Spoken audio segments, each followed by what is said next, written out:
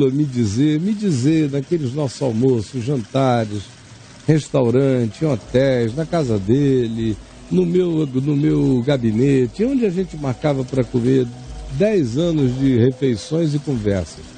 E uma hora de papo telefônico, sempre aos sábados de manhã, conversa longa. Tínhamos os ritos das nossas conversas muito longas e em todos eles ele me dizia: no dia que eu for eleito, e dizia com uma cara sóbria, com uma vontade piedosa, com um desejo sincero. Assim me parecia.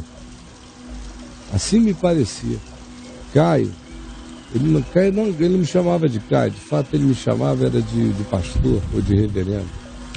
Aí ele dizia: olha, quando eu for eleito, você vai ter orgulho do Brasil e pela primeira vez você vai ter orgulho do seu presidente.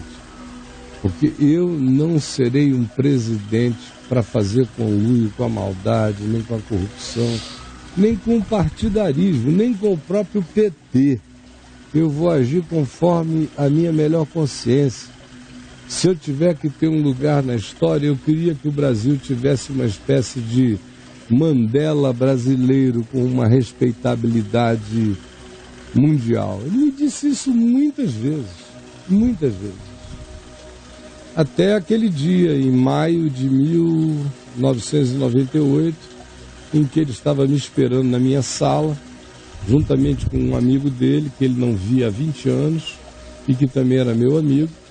Se encontraram por coincidência lá, ou coincidência nem tanto, o cara sabia que ele ia estar comigo, foi lá para pegar uma carona e dizer algumas coisas, e eu não sabia.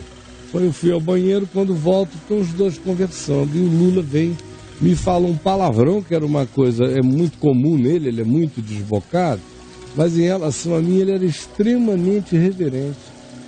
Soltou um palavrão do caramba, disse que precisava do tal do dossiê contra o PSDB que estava lá em Miami, que o amigo dele disse que eu era o homem que tinha credibilidade para conseguir, e ato contínuo disse: pelo amor de Deus, eu tenho 35 milhões de dólares para internar no Brasil, que o Gaddafi quer me doar e eu não tenho quem traga o dinheiro para dentro.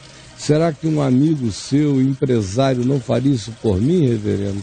Aí o meu coração gelou, eu falei: cara, ele é igualzinho a todo mundo. Só que eu não pensei que fosse tão mais pior do que igualzinho do que todo mundo. Fosse de uma insaciabilidade extraordinária. Ô Caio, você acha que em um momento o Lula foi sincero? Eu acho que ele foi sincero lá atrás, ele foi sincero. Na época do ABC Paulista ali?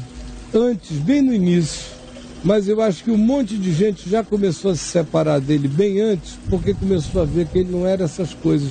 Só que ele não tinha ainda o discurso prepotente, agressivo, surtado, louco e absolutamente insano que ele adquiriu. As pessoas do convívio, hoje eu sei, gente que agora sabe que eu sei há muitos anos, que me fala. Mas alguns do convívio dele lá no passado começaram a se afastar porque foram vendo que ele tinha uma agenda oculta, e essa agenda era no mínimo de 50 tons de cinza. Foram saindo, mas ele ainda era sóbrio no falar, no apresentar, no argumentar, nisso tudo. Mas foi em 98, eu acho, que ele descompensou-se, ele começou a descompensação geral. Porque o cara que falou aquilo na minha sala, daquele jeito, estava disposto a tudo. E depois o cara que me pediu perdão quando falou uma mentira a meu respeito, 2 meses depois, num programa de rádio, dizendo que tudo aquilo ali tinha sido, 2 meses depois não, alguns meses depois, tinha sido uma construção, uma criação, uma invenção minha, que ele sabia que não, e eu fiquei furioso quando eu soube. Aí estampou lá nos jornais do Rio, primeira página, aquela coisa. Eu fiquei de novo furioso com ele.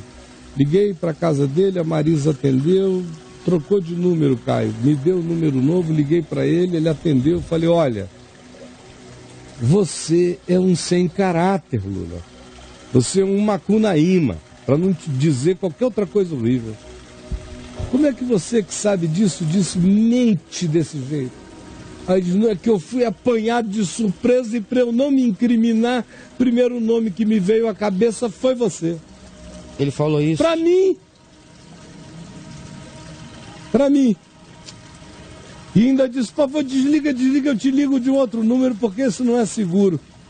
Eu não devia nem ter dito o que eu falei. Ah, rapaz, mas assim mesmo, eu fico naquele estado do texto de Marcos que eu li aqui acerca de João, que é indignado e condoído. Indignado e condoído, porque dá uma indignação de ver o que ele fez contra o país, contra ele mesmo, contra a família dele, contra tudo. E condoído de ver a desgraça disso tudo, dessa desnecessidade. Às vezes a impressão que me dá é que o Lula negociou tão bem com os empresários no tempo que ele era presidente de sindicato, é porque ele invejou tanto os empresários com os quais ele negociava que ele acabou aprendendo todos os modos do inimigo anterior. E na hora do poder ele se associou a eles e falou a linguagem que ele sabia que era a linguagem que aquele pessoal entendia.